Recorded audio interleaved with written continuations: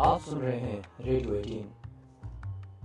हमारी लाइफ के टॉपिक।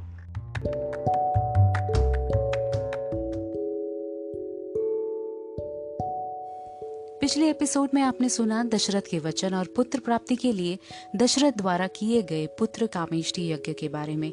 हाय, मैं उमा कोशिश कर रही हूँ इस सीजन में आपके सामने रख सकूं रामायण की पूरी कहानी बिल्कुल छोटे छोटे डोजेस में, ताकि हम एक बार फिर से खुद को याद दिला सकें भगवान राम के चरित्र की वो महिमा, जिसे आज के टेंशन भरे एनवायरनमेंट में सुनकर उससे सीख लेना और भी जरूरी हो गया है। ये पॉडकास्ट है पेशकश रेडियो 18 इंडिया की। आप इस पॉडकास्ट को सुन सकते हैं Apple, Google, Spotify, breaker, overcast, radio public जैसे कई और पॉडकास्ट प्लेटफॉर्म्स पर। You can follow my channel on YouTube by the name of radio 18 India. कैसे थे राम और कैसी थी सीता? राम का स्वरूप सर्वोच्च आत्मा विष्णु से मिलता जुलता है, क्योंकि विष्णु वास्तव में पृथ्वी पर एक विशेष उद्देश्य के लिए आंशिक रूप से पुनर्जन्म ले चुके थे। हालांकि राम को भी यह एहसास नहीं था कि उनका एक हिस्सा भगवान था। उनकी आंखें कमल पुष्प के आकार की थी और उनके घुंघराले बालों की ही तरह काले रंग की थी। भगवान राम के पास शेर की शक्तिशाली कमर और छाती थी। उनकी भुजाएं उल्लेखनीय रूप से लंबी और बहुत शक्तिशाली थी। उनका चेहरा सत्य और प्रेम की सुंदरता के साथ स्पष्ट शरद ऋतु चंद्रमा की तरह चमकता रहता था। हर कोई राम से प्यार करता था और ये स्पष्ट था कि वो सबसे उपयुक्त राजा होंगे। हालांकि जैसा कि इससे पिछले एपिसोड में बताया गया है, दशरथ ने जब कैकेयी का हाथ मांगा था तो अपने ससुर से वादा किया था कि कैकेयी का बेटा ही अयोध्या का राजा होगा। कैकेयी दशरथ की पसंदीदा पत्नी थी। सौभाग्य से कैकेयी भी पूरे दिल से सहमत थी कि राम को ही राजा होना चाहिए। शुरुआत से ही लक्ष्मण को अपने भाई राम से विशेष रूप से गहरा लगाव था, जैसे कि उनके जुड़वा भाई शत्रुघ्न का अपने भाई भरत से गहरा नाता था। लेकिन सभी चारों राजकुमारों ने हमेशा एक दूसरे से गहराई से प्यार किया और विज्ञान, शास्त्र और राज्य शास्त्र कलाओं को साथ में खुशी के साथ सीखते हुए बड़े हुए। एक दिन महान ऋषि विश्वामित्र दशरथ के दरबार में पहुंचे। ऋषि विश्वामित्र बड़े ही प्रतापी और तेजस्वी महापुरुष थे। ऋषि धर्म ग्रहण करने से पहले विश्वामित्र बड़े पराक्रमी और प्रजा को प्रेम करने वाले राजा थे। विश्वामित्र की काफी सेवा करने के बाद राजा दशरथ ने उनसे पूछा कि हे ऋषिवर, आप किस कारण से यहाँ आए हैं? विश्वामित्र ने कहा, हे राजन, मैं आपसे कुछ मांगने आया हूँ। राम और लक्ष्मण को मेरे साथ भेज दीजिए। राक्षसों के एक समूह ने मुझे बहुत सताया हुआ है। वे हर समय मेरे यज्ञ में विघ्न डालते हैं और कोई भी शुभ कार्य पूरा नहीं होने देते। उनके मारे जाने से मैं अपने यज्ञ सुचारू रूप से कर पाऊंगा। ये बात सुनकर राजा दशरथ कांप गए। उन्होंने विरोध किया। राम अभी केवल एक बालक ही है। उन्होंने ऋषि से कहा, मैंने बड़ी मुश्किल से ये चारों पुत्र पाए हैं। आप कुछ और मांगे ऋषिवर, मैं सब देने को तैयार हूँ। मैं अपने प्राण तक देने को तैयार हूँ। लेकिन ऋषि वशिष्ठ ने उन्हें सलाह दी कि राम को विश्वामित्र के साथ जाने दें। उन्होंने कहा, विश्वामित्र दुनिया के महान संतों में से एक हैं। राम के लिए कुछ समय इनके साथ व्यतीत करना लाभदायक होगा। ना चाहते हुए भी दशरथ ने राम और उनके भाई लक्ष्मण को विश्वामित्र के साथ उनके आश्रम जाने के लिए अनुमति दे दी। बड़ों के आदेशों को मानने वाले राम के व्यवहार को देखकर विश्वामित्र काफी संतुष्ट हुए और जिस कार्य के लिए विश्वामित्र राम को अपने साथ ले जा रहे थे, यानी कि राक्षसों से युद्ध, उसे करने के लिए राम को विश्वामित्र ने कई जादुई हथियार दिए, जिन्हें अस्त्र शस्त्र कहा जाता है। हथियार को मुख्य रूप से दो प्रकारों में वर्गीकृत किया गया है। एक शस्त्र है, तलवार या गदा जैसे हाथ में पकड़े जाने वाले हथियार शस्त्र कहलाते हैं, और दूसरा अस्त्र है, मंत्रों की आवाज से प्रक्षेपित यानी लॉन्च होने वाले मिसाइल, जैसे हम आजकल एलेक्सा और सिरी को इंस्ट्रक्शंस देते हैं। विश्वामित्र के आश्रम पहुंचकर एक भयानक लड़ाई के बाद राम ने राक्षसों पर विजय प्राप्त की। ऋषि ने राम और लक्ष्मण से कहा कि अब आप मेरे साथ विदेह की यात्रा करेंगे। विदेह मिथिला में स्थित था। वहाँ के राजा जनक, जिन्होंने अपनी पुत्री सीता के लिए स्वयंवर का आयोजन किया था। सीता पृथ्वी की बेटी थी।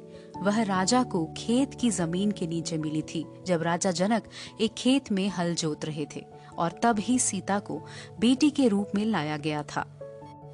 सीता वास्तव में लक्ष्मी का एक और अवतार थी जो विष्णु की अनंत पत्नी थी। इस बार राम से शादी करने के लिए उनका पुनर्जन्म हुआ। वो उतनी ही नाजुक और दिव्य थी जैसे हंस। स्वयंवर में उनके काले काले बाल मोती से पिरोए गए थे। उनका माथा आंधे चांद की तरह चमक रहा था और साथ में सीता ने सुनहरे और चमकदार आभूषण पहने थे। उनकी भौहें एक धनुष की तरह पूरी तरह से धनुषाकार थी और उन भौहों के नीचे हिरण के बच्चे जैसी बड़ी पलकों वाले दिव्य नेत्र थे। सीता की आवाज कोयल के गाने की तरह मधुर थी। सीता को देखने वाले सभी लोग मंत्रमुग्ध हो जाते थे। सीता से विवाह की इच्छा रखने वाले सभी राजाओं को एक प्रतियोगिता में प्रवेश करना था जिसे स्वयंवर के रूप में जाना जाता था। शिव के धनुष को राजा के दरबार में ठीक बीच में रखा गया और जो भी राजा इसे उठाने में सक्षम होता उसे ही सीता का पति घोषित किया जाता। इस धनुष की कहानी इस तरह है कि भगवान विश्वकर्मा ने महर्षि दधीची की अस्थियों से 3 धनुष और वज्र बनाए। ये 3 धनुष थे गांडीव, पिनाक या पिनाकिन और सारंग। भगवान इंद्र को दिया गया गांडीव धनुष और वज्र, पिनाक या पिनाकिन धनुष भगवान शिव को दिया गया था और सारंग धनुष भगवान विष्णु को दिया गया था। इसके बाद जब विष्णु के अवतार मानने वाले भगवान परशुराम ने 10,000 वर्षों तक भगवान शिव की तपस्या की, तब भगवान शिव ने प्रसन्न होकर परशुराम को धनुष, पिनाक या पिनाकिन और परशु यानी कुल्हाड़ी दी। भगवान परशुराम ने भगवान शिव से सभी विधाएं सीखी और जब भगवान परशुराम अपने घर लौटे तो उन्होंने पाया कि राजा सहस्त्रबाहु ने उनके पिता जमदाग्नि का वध कर दिया था और उनकी माता रेणुका महर्षि जमदाग्नि के मृत शरीर के पास रो रही थी। तब भगवान परशुराम ने 21 बार पृथ्वी पर रहने वाले सभी क्षत्रिय राजाओं को मारने की शपथ ली थी। भगवान परशुराम ने हर 10 साल के अंतराल पर 21 बार सभी अन्यायी, क्रूर, असभ्य राजाओं को मार डाला। बाद में जब भगवान परशुराम भगवान शिव को धनुष, पिनाक लौटा रहे थे, तब भगवान शिव ने उनसे कहा कि वे उनके बाद भगवान शिव के सर्वश्रेष्ठ भक्त को ये धनुष दे दें। उस समय भगवान शिव के 2 महान भक्त थे।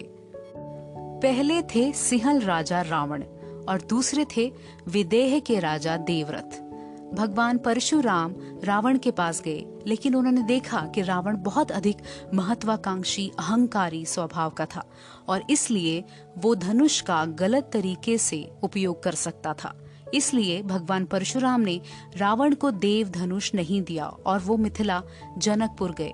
भगवान परशुराम ने पाया कि राजा देवव्रत इस पवित्र धनुष, पिनाक के लिए सही व्यक्ति हैं, तो भगवान परशुराम ने राजा देवव्रत को वो पवित्र धनुष दिया। राजा देवव्रत की 16वीं पीढ़ी थे सीता के पिता राजा सीरध्वज और ऐसी पीढ़ी दर पीढ़ी ये धनुष जनक वंश के पास रहा। विदेह के सभी राजाओं को जनक का टाइटल दिया जाता था, उसकी अलग कहानी है। स्वयंवर के दौरान सैकड़ों राजाओं ने कोशिश की और असफल रहे। फिर सीता की खुशी का ठिकाना न रहा जब राम ने न केवल धनुष उठाया बल्कि उसे तोड़ के अपनी शारीरिक क्षमता और शक्तियों का परिचय भी दिया। राम की आगामी शादी की खबर अयोध्या भेजी गई। राजा दशरथ को राम के विवाह के बारे में जानकर बहुत खुशी हुई और वे मिथिला उत्सव मनाने पहुंचे। उत्सव समाप्त होने के बाद राम और सीता और दशरथ अयोध्या घर लौट आए, जहां सभी अयोध्या वासियों ने उन्हें और अधिक दावत और बधाई दी। सभी ने सीता का स्वागत किया और उनके लिए मंगल कामनाएं की गई। रानी केकई के भाई भी विवाह में सम्मिलित होने अयोध्या आए थे। अंत में रानी केकई के भाई ने राजा दशरथ से बात की और कहा कि मेरे पिता यानी भरत के नाना अपने नाती भरत को हमारे राज्य में रहने के लिए मेरे साथ लौटने की कामना रखते हैं और चाहते हैं कि भरत कई वर्षों तक अपने नाना के साथ रहें और हमारे रीति रिवाजों के बारे में जाने। अब जब उत्सव समाप्त हो गया है तो हे महामहिम राजा दशरथ, क्या मैं भरत को अपने साथ कैकया ले जा सकता हूँ? अनिच्छा से दशरथ सहमत हो गए और भरत अपने दादा के राज्य को जाने के लिए रवाना हो गए। वर्षों बीत गए और राम एक दयालु पति साबित हुए। सीता एक समर्पित पत्नी थी और दोनों में गहरा प्रेम था। दशरथ ने भरत को याद किया और उन्हें देखने की लालसा की, लेकिन उनकी पत्नी कैकई के पिता यानी कि अपने ससुर से किया गया वादा उन्हें बार बार चिंतित कर रहा था कि वो कैकई के पुत्र को ही राजा बनाएंगे। इसलिए वो एक बात बार बार सोच रहे थे कि भारत के लौटने से पहले राम को राजा घोषित किया जाना चाहिए, क्योंकि दशरथ अपनी पत्नी कैकेयी से किसी भी तरह के तर्क या वाद विवाद से बचना चाहते थे कि किस भाई को राजा बनना चाहिए।